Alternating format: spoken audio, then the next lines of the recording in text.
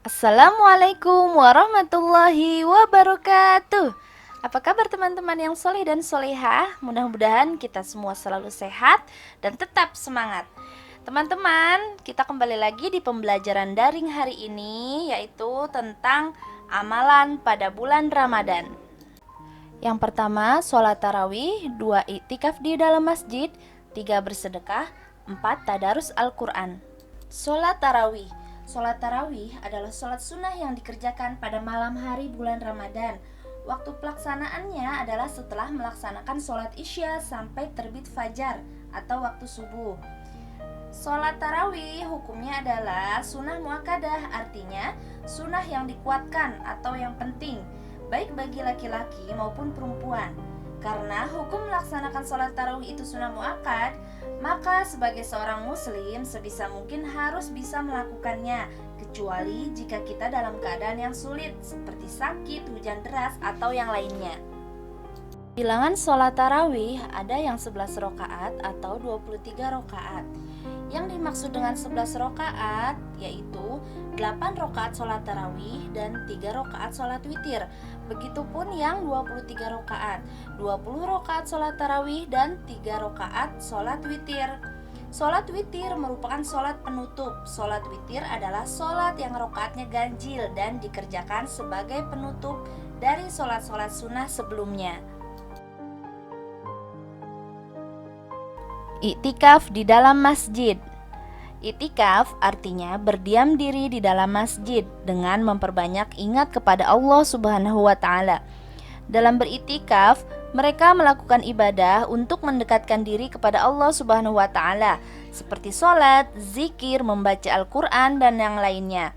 Umat muslim pada umumnya melakukan iktikaf di masjid pada akhir bulan Ramadan, terutama pada malam-malam ganjil seperti malam ke-21, 23, 25, 27, dan 29.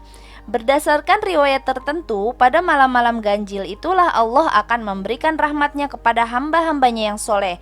Malam turunnya rahmat Allah itu disebut malam Lailatul Qadar, yang dikenal dengan malam penuh dengan kemuliaan dan keberkahan. Yang ketiga yaitu bersedekah. Pada bulan Ramadan, setiap perbuatan baik yang dikerjakan oleh umat Islam akan dibalas Allah dengan berlipat ganda.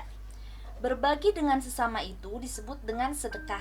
Sedekah merupakan amalan sunnah yang pahalanya seperti amalan wajib karena dikerjakan pada bulan Ramadan. Bentuk sedekah itu sangat banyak, seperti memberi sesuatu kepada fakir miskin atau anak yatim, memberi makan untuk berbuka kepada orang berpuasa, memasukkan uang ke dalam kotak amal di masjid, dan lain sebagainya. Yang keempat yaitu tadarus Al-Quran. Artinya membaca Al-Quran. Pada bulan Ramadan, umat muslim dianjurkan untuk memperbanyak membaca Al-Quran. Pada umumnya di masjid-masjid setiap sholat tarawih dan sholat subuh senantiasa terdengar suara orang bertadarus Al-Quran. Tadarus Al-Quran merupakan amalan yang paling banyak dilakukan oleh umat muslim selama bulan suci Ramadan, baik itu laki-laki maupun perempuan.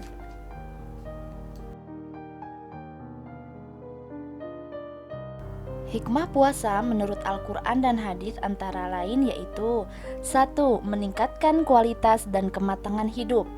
2. Bukti atau ujian keimanan. Ketiga, menghapus dosa dan kesalahan. Keempat, menjaga dan memelihara kesehatan. Manfaat puasa. Apa saja sih manfaat puasa?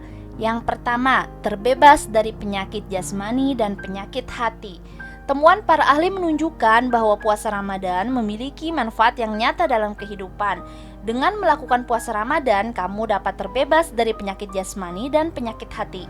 Yang dimaksud penyakit hati adalah iri, dengki, sombong, dan lain sebagainya. Yang kedua yaitu meningkatkan kedalaman beragama, kematangan emosi, dan etos kerja yang tinggi. Orang yang memiliki kedalaman agama akan penuh pendirian, dapat melihat suatu persoalan dengan jernih, serta dapat membedakan antara persoalan yang pokok dan persoalan yang sekunder. Orang yang memiliki kematangan emosi akan dapat melakukan komunikasi yang baik dengan orang lain. Sementara orang yang memiliki etos kerja tinggi pasti pekerja keras dan memiliki daya juang yang tinggi. Yang ketiga yaitu mendidik kejujuran, kesabaran, dan kepedulian kepada sesama. Hanya dirinya dan Allah Subhanahu wa Ta'ala yang mengetahui bahwa seseorang itu puasa atau tidak. Bisa saja dia bohong pada orang lain, tetapi tidak pada dirinya dan tidak pula pada Allah Subhanahu wa Ta'ala.